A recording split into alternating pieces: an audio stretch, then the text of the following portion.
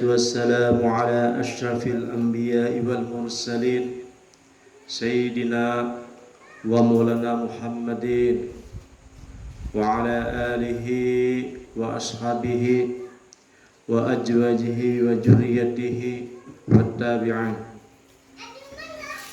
وقال المصنف رحمه الله تعالى ونفعنا في علومه في الدارين. تصوفك إلى ما بطن فيك من العيوب خير لك من تصوفك إلى ما حجب عنك من الغيوب,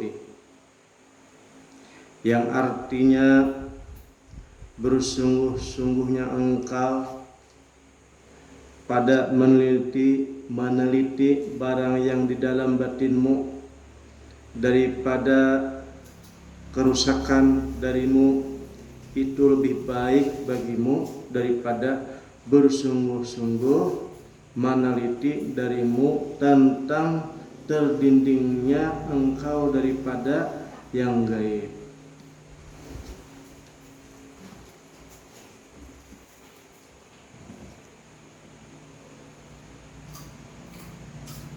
Jadi ya makhumnya di sini bahwa melihat perkara yang batin tentang keburukan hati, melihat itu perkara yang batin di hati itu lebih baik daripada melihat perkara yang belum ada, yang masih tahijab, yaitu masalah karamat, masalah kasyaf. Itu kada perlu kita mahimati meneliti itu. Yang dianjurkan adalah meneliti tentang hati yang masih rusak. Hati yang masih rusak ini diantaranya adalah adanya takabur, adanya riya, adanya ujub, adanya hasad, adanya dengki, adanya riya, dan adanya syirik di dalam hati. Itu lebih utama yang kita perlu dilihat ataupun diperhatikan daripada memperhatikan perkara yang belum jelas. Sedikit-sedikit kan beramalan hendak mencari karamat, sedikit bersalawat hendak mencari ada mukjizatnya. Memang kemarin kita membahas setiap amalan-amalan itu mengandung anwar, ada cahayanya. Bertaubat itu ada cahayanya, berzikir ada cahayanya, bersalawat ada cahayanya.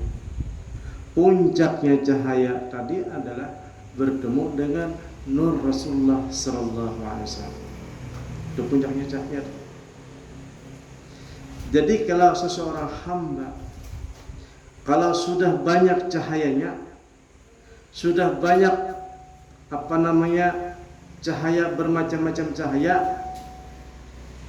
puncaknya nanti akan bertemu dengan nur Rasulullah sallallahu alaihi wasallam.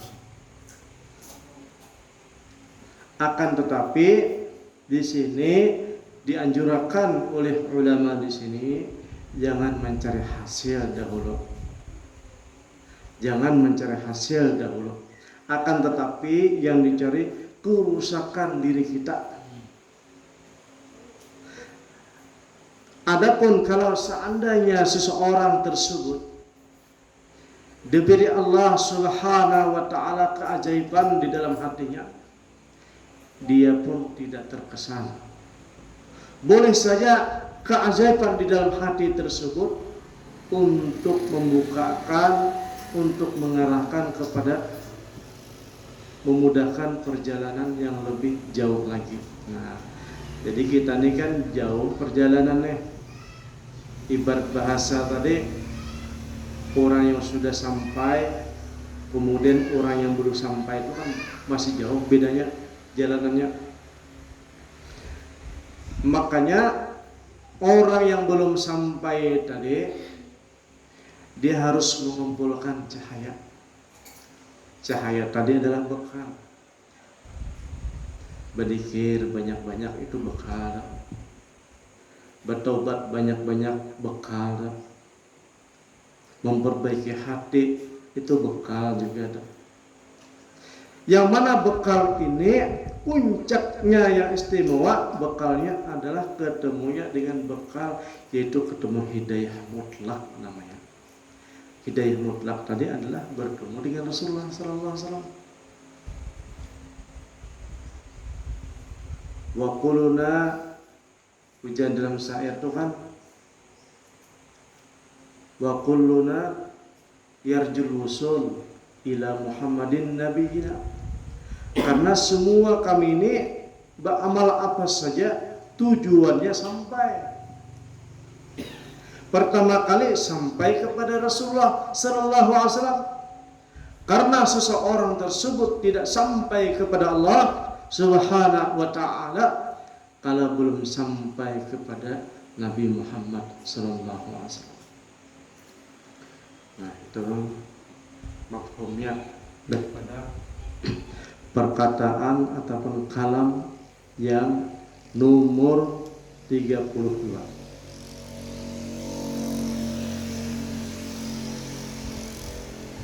Hukmul muridi ayatasawwafa ila ma'rifati ma wada anhu min ma'ayibi nafsihi wa yatallabuha wa yabhasu anha fa inna dhalika huwa haqqul haqqi ta'ala minhu. Jadi hukum seorang murid hendaknya dia meneliti pengenalan yang gaib. Yang gaib ini adalah perkara yang datang di hatinya, yaitu aib-aib tadi. Dan kalau bisa dia mencari obatnya. Bagaimana di hati ini jadi ada penyakit seperti mana takabur, riya, ujub. Fa inna dzalika wal haqqu ta'ala minhu. Karena sesungguhnya seorang hamba itu hendak berparak lawan Tuhan itu harus bening hatinya. Ayyuhasa alaihi wa yasrifa inanal ayatina'i. Jadi hendaknya dia menggunakan mencari obatnya supaya hatinya bersih. Liyahsula lahu sifa amalihi, dengan menggunakan ba'amal. Nah, ba'amal dahulu kita ba'amal berzikir, beristighfar, bertaubat. Kan ba'amal kemarin itu kan ada dua. Ada amal yang nampak jawahir, ada amal yang namanya adalah batin, yaitu dengan rasa. Itu amal tujuannya adalah membersihkan daripada hati. Minal afati wa rinqai ahwalihi minal qadurati, supaya bersih daripada kotoran-kotoran. Wa yantafi anhu al-jahlu al-ghurur. Nah, jadi seseorang hamba tadi, seorang murid tadi membersihkan daripada kebodohan ataupun ketipuan. Watang qadyo min batinihi mawaridus sururi, untuk memutuskan penyakit dalam hati, perkara-perkara yang buruk datangnya. Ujar ulama, penyakit itu ada 3. Yang pertama penyakit yang ada di organ tubuh. Yang kedua penyakit yang ada di batin. Yang ketiga ada penyakit di roh. Nah, adapun penyakit yang zahir ini adalah seperti adalah nafsu.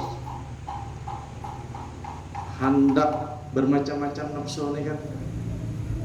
Macam-macam aja nafsu nih. Hendak makan begeganjang kan, nafsu juga tuh.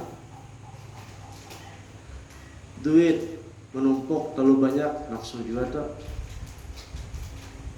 Dan lain-lain.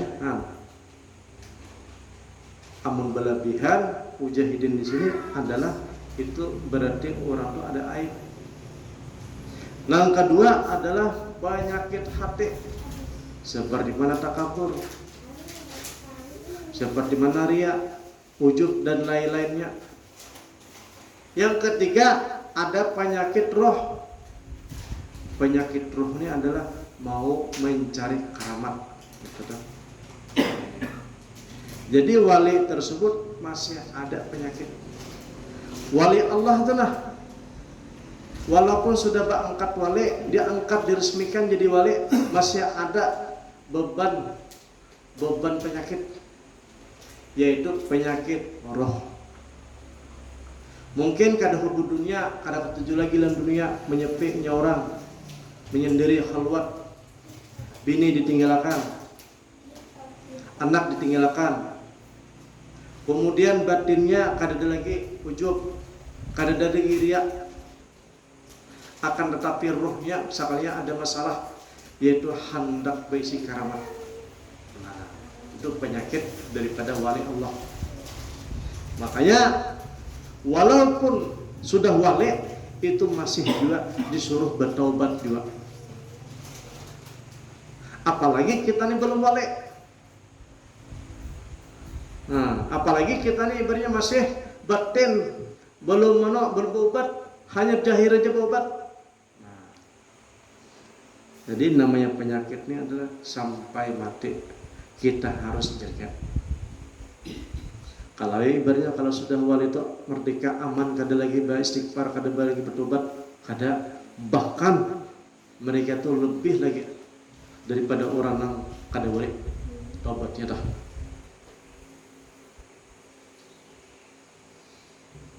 Nah, jadi telah menyebutkan Imam Al-Ghazali di dalam kitab beliau untuk mengobati hati itu ada beberapa jalan.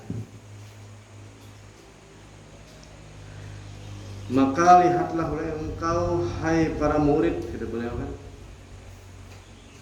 ada beberapa cara untuk mengobati hati. Itu jahidin di sini ada 4 jalan. Ada 4 jalan. Yang pertama, hendaknya seorang yang berisi penyakit tadi, baina yaday syekhin basyirin bil uyubi, yaitu berparat dengan seorang guru yang kawah melihat basyirahnya dengan aib seorang santri ini. Nah, mengetahui guru ini kasap melihat penyakit murid yang datang nih, baik kasap melihat yang zahir maupun yang batin maupun yang roh. Nah, berarti gurunya ini banyak wali di atas wali lagi. Nah, kalau wali biasa saja kan paling kasap melihat yang batin, tetapi kalau wali yang tinggi lagi melihat daripada yang roh. Nah, roh ini ibaratnya luar biasa, sampai ibaratnya saking tingginya wali ini bisa bertemu dengan seseorang tersebut di alam roh pada dulu, bahwa katanya, aku tahu sampean nih kemarin bertemu kita di alam roh aja. Nah, ada lagi datang, pian nih wali aja, tapi kada ada bertemu, ulun pian nih di alam roh aja. Nah, bisa juara ujian yang saya itu pian cuma di alam roh aja, ulun di atas lagi aja. Jadi kita kada bertemu aja.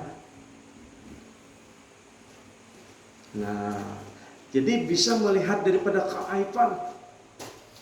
Jadi kalau orang kita biasa nih paling ada basic guru adalah wali biasa, tapi bisa melihat aib kita batin barang menagur sampian nih ya kelihatannya ujub. Maka memadahi ujub tuh kada dengan bilang ujub kada, tetapi dikasih syarat oleh perguruan tersebut. Misalnya ada orang nih ibaratnya ujub, anak berguru lan wali nih, uja wali syaratnya sampean anak berguru dengan saya, yaitu sampean harus membersihkan kotoran yang ada di pasir. Nah, ya ujub bang, tesnya kayak itu. Kemudian beliau ini mengambillah dengan kayu kotoran tadi. Ujar gurunya jangan pakai kayu, pakai selendangmu. Mau mengambil pakai selendang, jangan pakai selendang, pakai tanganmu saja. Baik. Ketika mau mengambil pakai tangan, ujar gurunya jangan pakai tangan, tetapi geser lawan pipimu. Ini karena apa? Baik, karena seorang muridnya ada bisi penyakit namanya ujub. Jadi untuk mengobati daripada ujub ini ada menghinakan dulu dirinya. Nah, akhirnya ketika hendak pakai pipi menggeser, lalu kata gurunya cukup sudah, hilang sudah penyakit ujubmu dalam hati. Sekarang kamu sudah putus, sudah terbuka aja. Nah, itu macam-macam ayam. Ada datang seorang murid pada beliau, ujah gurunya, boleh kamu berguru dengan saya, dengan catatan kamu harus habiskan harta di rumah, yaitu disedekahkan, baru boleh menjadi murid aku. Karena muridnya ini bisa penyakit, yaitu bakhil. Nah, berarti seorang guru ini adalah kasab, basirah, berisi mata hati. Makanya sidin di sini, kalau seseorang tersebut hendak baik hatinya, yang pertama adalah mendekati seorang guru yang kasab.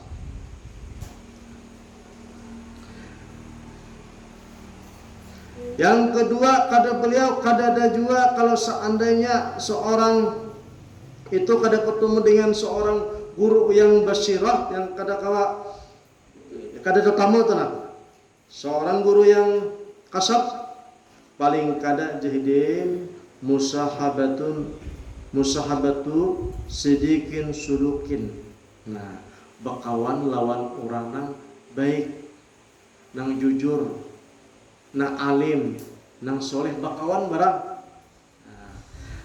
Kalau lan guru tadi kan perlu adab, sopan santun.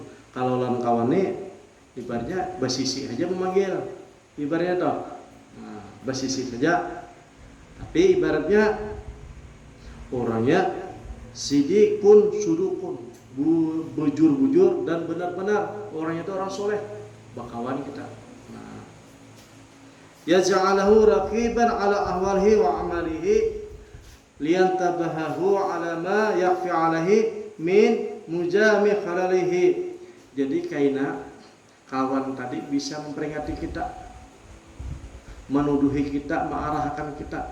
Itu pun biasanya kawan ini kadang kawan terang-terangan, karena ibaratnya kalau tersinggung ya kan. Nah, jadi kawan tadi bakawan. Nang ketiga jadi ayastafida ma'rifati uyubihi min adaihi isla buddha min daryani jarika ala al-sanatihim inda talbisihim wa ghaibatihim. Nah, paling kada jahidin nang ketiga ini mencari faidah dengan orang tua yang kada ketuju orang kita. Nah, kada suka dengan kita. Akhirnya dengan lidahnya tadi sejujur-jujurnya memadahi kita, karenanya sarik si pulang tuh jauh bungul. Nah berarti bungul merasai kita, kada boleh kita sarik, karena itu adalah penggantinya guru, memandahi penggantinya kawan. Nah misalnya orang tuh aja ibadahnya ada depin bagus, nah kita dengarkan juga, ada boleh kita sarik. Kalau kita sarik berarti kita ada hendak memperbaiki diri. Nah ini yang ketiga. Nah keempat, ayastafida jalika min mukhalatatin nasi it yutla'a bijalika an musawwibihim. Jadi yang lembar 4 ini hendaknya kita bergaul, bakawan kawan kada orang tuh kan ibaratnya bersahabat kada, tetapi kita tuh bergaul sehari-hari, kita bergaul lawan sini tahu lawan sini. Nah karena dengan cara bergaul tersebutlah ibaratnya kita mendapatkan ilmu daripada orang tersebut. Hendak masalah dunia pun kita harus bergaul, bahasa sopan santun pun hendak tahu, yang kerusakan pun hendak tahu, adalah kita bergaul supaya tahu mana yang baik, mana yang buruk. Itu bergaul.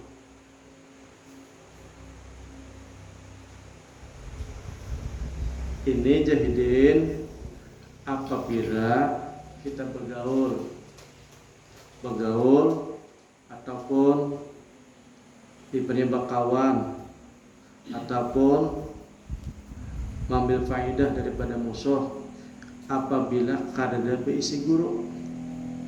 Apabila ada seorang guru yang guru tadi adalah arifan, jakian, basiran, musafakan, nasihan, fiddin, farigan min tahjibi nafsihi, masbulan bi tahjibi ibadihi, nasihan lahum. Barang siapa yang sudah menemukan seorang guru ini yang sempurna nih, udah punya orang yang arif nih artinya tadi wali, zakian yaitu cerdas pintar, basyiran nangkau memandang yang batin nih, musafakan kemudian penyayang, guru ini penyayang benar dengan kita, nasihan menasihati dalam masalah agama, kemudian bisa membersihi hati kita. Dan barang siapa yang menemukan daripada at-tabiba falyajmuhu. Nah, seandainya kita tuh sudah ketemu guru, orangnya penasihat, wali, basiran, penyayang, kemudian bisa mengobati hati kita, mujahidin falyajmuhu, maka jangan kemana-mana lagi, umpati saja sidin, yaitu berpegang teguhlah bahwa alladzi yuhallisuhu min maradihi wa yanjihi minal halaki. Karena guru tersebut hidin bisa membersihkan hati, bisa mengobati hati dan menyelamatkan hati daripada kerusakan apabila kita ketemu guru tersebut. Kalau kada tetamu, paling kada kita berkawan orang yang baik. Nah, itu aja 4 perkara nih. Tapi kita nih dituntut terus-menerus mencari guru. Karena guru yang kita cari ini adalah guru nang wasil tadi. Nah ada izin. Nah sudah marifatnya tadi marifat sampai, bukan marifat tahu jalan. Nah kalau tahu jalan kada sampai-sampai itu kayak apa kita nampak kada tahu jalan. Orang tuh aja hanya tahu jalan belum sampai.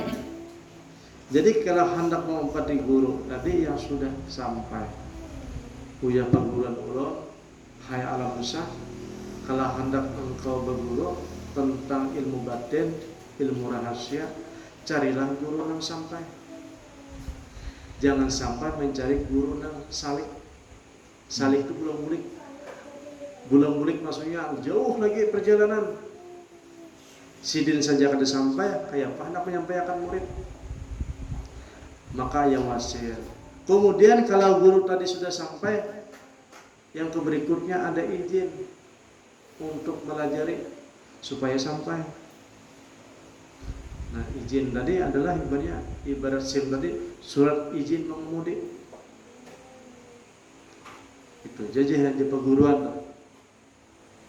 Tetapi kita ngalih mencari guru yang sampai.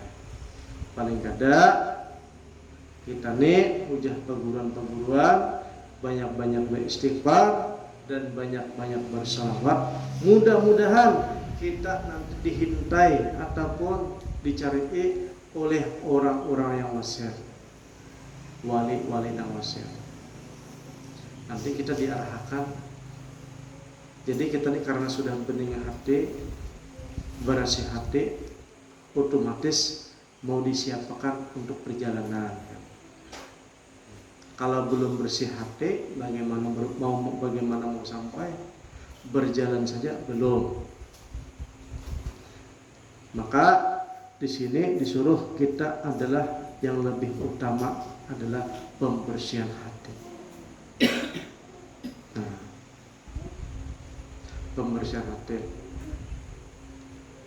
Kalau dalam kitab Sirul Asrar, pembersihan hati adalah hatinya selalu tobat.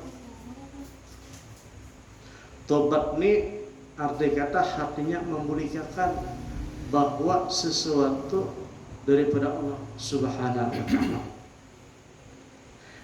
Kemudian selain daripada kita bertobat hati, yaitu kita sholat hati. Sholat hati bagaimana? Punya perasaan la fa'ilun illallah, la mawjudun illallah. Perasaan hati itu harus kayak itu. Maka kalau orang bisa melazimi seperti ini, disebutlah orang tersebut adalah sholat batin. Dan hati juga selalu puasa. Puasanya apa?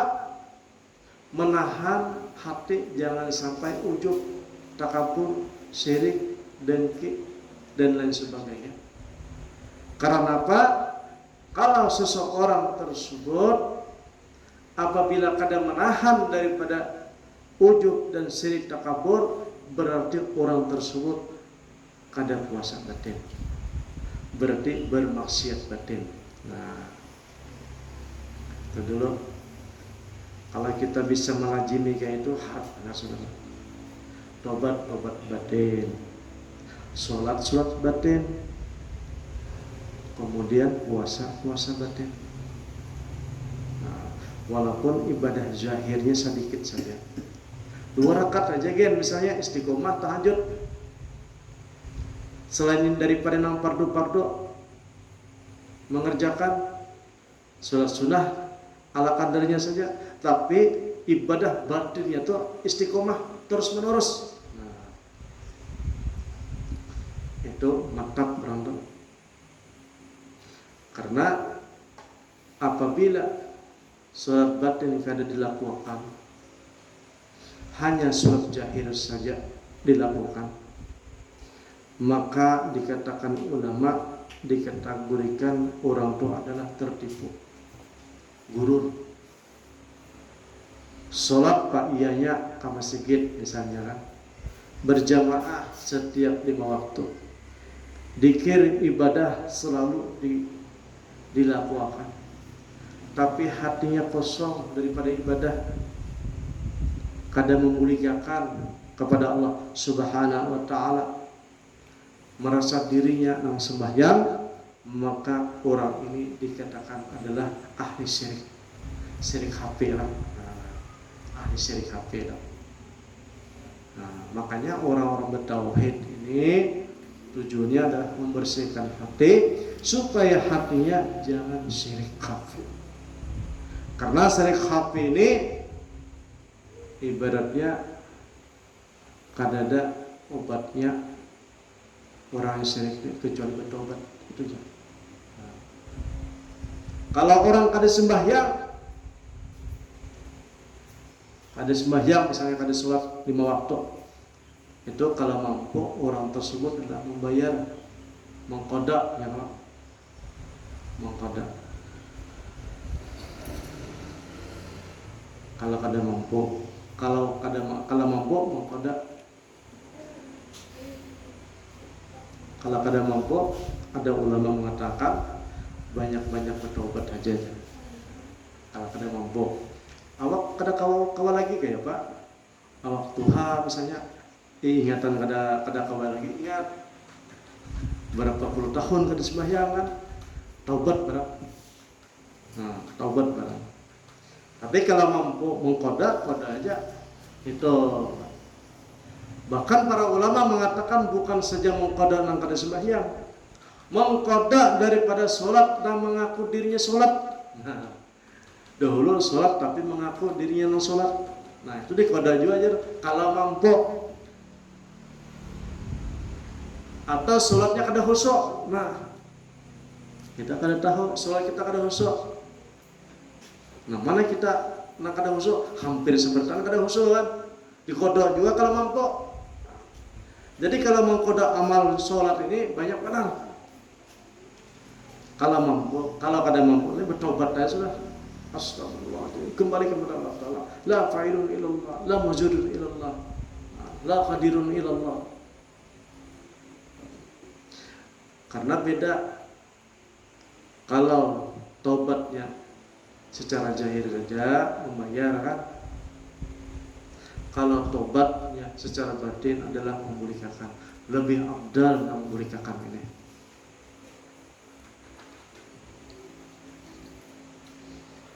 Nah, wa amma talabul ghuyubi mahjubati anhu min khafayatil qadri wal tabil amri fa innahu hazzu min nafsihi la yakun alaihi fa in fihi bil haqqi ta'ala. Nah, adapun orang yang mencari nang gaib yang masih terdinding daripada rahasia dan kelembutan Allah, itu hajjun fainau hajjun nafsihi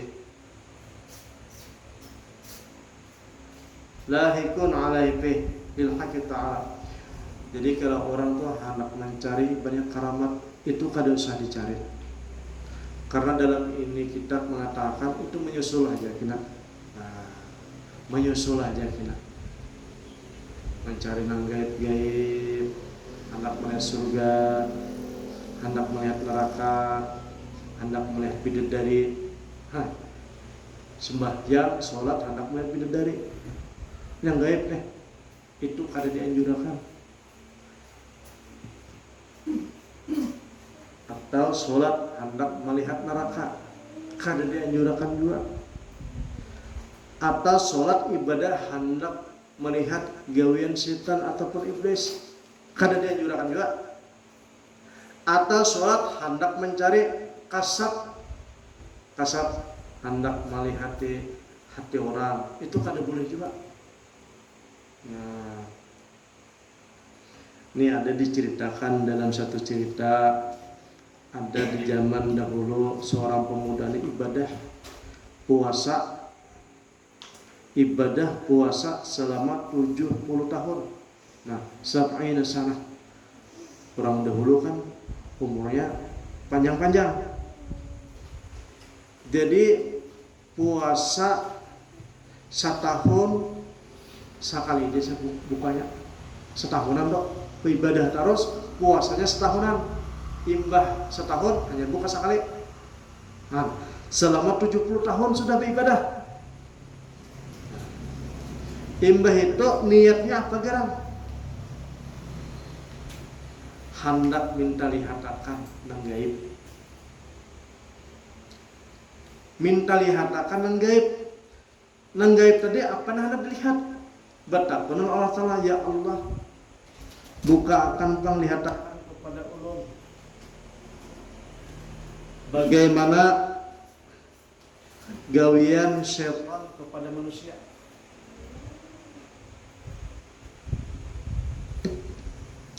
Gawian setan itu kayak apa? kepada manusia. Kayak apanya menggoda manusia. Nah, alhamdulillah ulut sudah beribadah 70 tahun dan puasa terus setahun sekali buka. Alhamdulillah sudah. Tapi ulun hendak tahu aja kayak apa setan tuh nah menggoda manusia. Lihatakan doang, lihatakan doang. Kayak apa setan tuh bisa menggoda manusia. Jadi seorang laki-laki tadi berdoa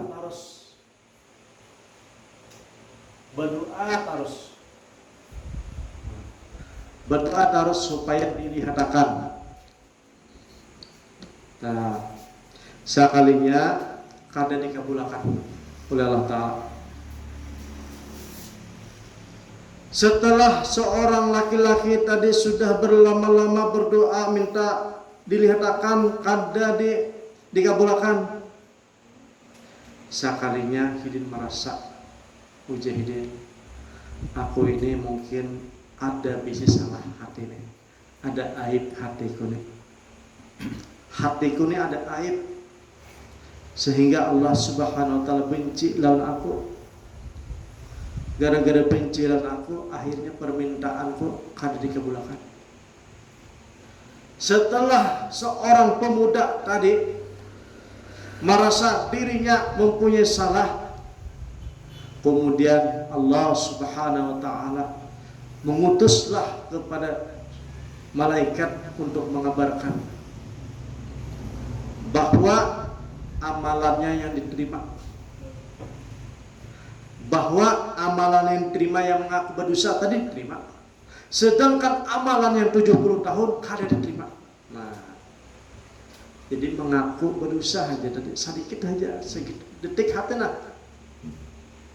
hati merasa bersalah, itu Allah Ta'ala dikabulkan amalannya seketika itu, dan amalan yang 70 tahun kada diterima. Kemudian Allah Subhanahu wa Ta'ala buka akan pandangan hatinya untuk melihat daripada iblis dan tentara-tentaranya. Nah, sekalinya ujar pemuda tadi, aku dilihatkanlah, meliputilah dunia ini lawan iblis, dan kada ada setan yang mendekati ataupun meliputi daripada manusia kecuali bagaikan lalatnya. Nah, jadi beparak terus setan ini dan manusia beparak terus, akan tetapi manusia kada melihat bahwa setan dan iblis ini mendekati manusia bagaikan gumpalan ataupun rombongan daripada lalat. Ujar laki-laki tadi, aku setelah melihat, aku bingung kayak apa hendak selamat manusia daripada iblis dan setan. Sedangkan manusia kada melihat, sedangkan iblis bagaikan lalat. Bagaimana mereka hendak selamat?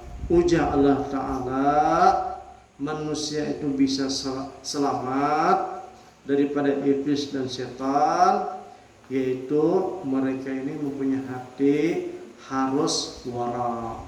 Itu kan? Wara itu artinya hati-hati dan jaga-jaga. Wara itu hati-hati, hati-hati makan, hati-hati macam-macam lain, hati-hati wara. Nah, ini kata beliau kisah tentang orang yang jangan ada hendak minta dikasapakan tentang hasil daripada ibadah. Insyaallah mudah-mudahan paham ya lah. Bismillahirrahmanirrahim. Alhamdulillahirabbil alamin wassalatu wassalamu ala asyrafil anbiya'i wal mursalin sayyidina wa maulana Muhammadin wa ala alihi wa ashabihi ajma'in. Allahumma nawwir qulubana bi nuri ma'rifatik, nawwir qulubana bi hidayatik. Rabbana atina fid dunya hasanah wa fil akhirati hasanah wa qina adzabannar. Walhamdulillahirabbil alamin. Taqabbalallahu minkum.